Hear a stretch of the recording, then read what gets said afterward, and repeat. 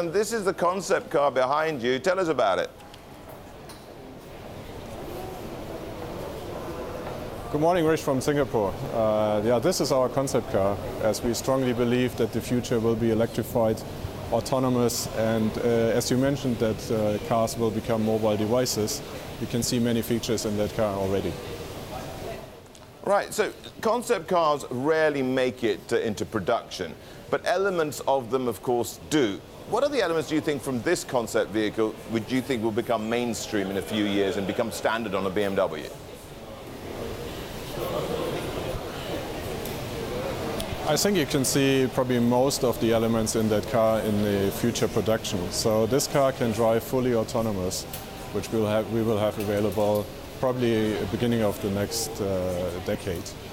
And other things like the connectivity, that the car will give you some information about the driving in the morning and so on, you will see very soon in our cars. Right. What about your competitors in this market? Everybody's starting to get into this autonomous vehicle space. Do you think it's perhaps getting a bit too crowded?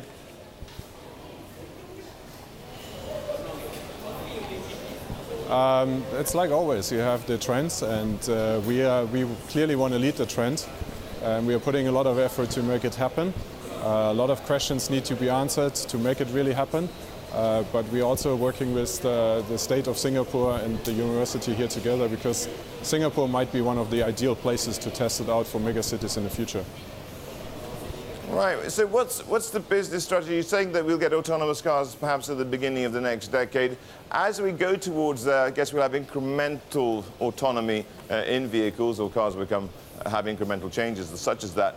But tell us, what's your vision like for the next 3 to 5 years then?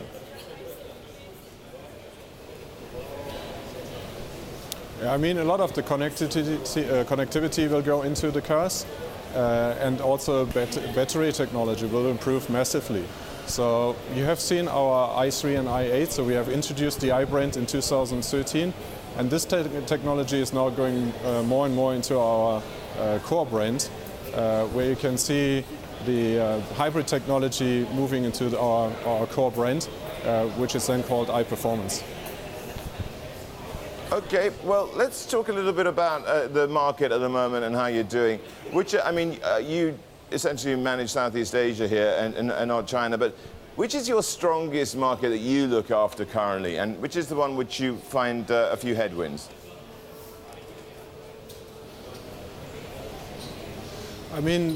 Actually, this part of the world is actually still the fastest growing, and we predict that the growth will continue. So a lot of opportunities for business to make here. But if you want me to pick some markets in the region, I would probably at the moment pick Vietnam. We see very strong growth over the last 3 years in Vietnam, and it seems to be continued that way. But we are also exploring new markets. So our latest market we entered was Myanmar, end of 2014. And we already expanded into a second city like Mandalay. And this is probably not the volume market for the next 5 or 10 years, but we want to enter those markets early and establish our brand there. Right. What about Hong Kong? What about the Philippines and indeed other places here? Where are you getting the headwinds?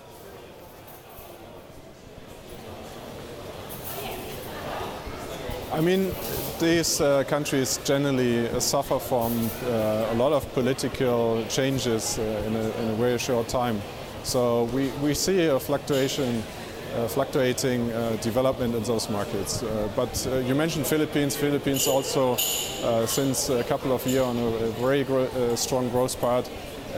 And that's the same development we can see there as well. But we know that this region will have some up and downs. We have seen that in the past, but we will go through that. Now, what about China? I know you don't look after China, but I'm sure you're in conversations with your colleague there. What are you making of what's happening? How is the slowdown there impacting your bottom line?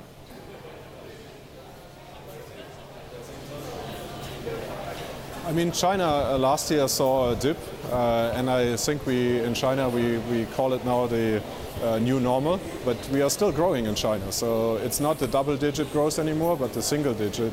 And when you talk about the ASEAN markets, for example, Yes, they are depending on China, but the overall trade is like 15% with China. So they are not too much depending on China, as they have a lot of trade relationships to the other parts of the world as well.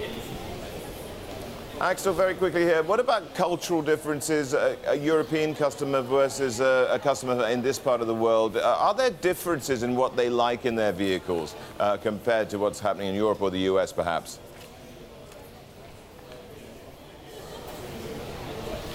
Yeah, partly. I mean, what you experience quite often in Asia, that you have drivers. So they focus more on the rear seat. So we also focus on the entertainment system.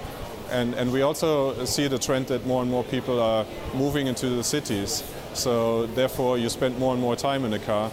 And therefore we really concentrate on the connectivity of the car and make the car your office and your entertainment.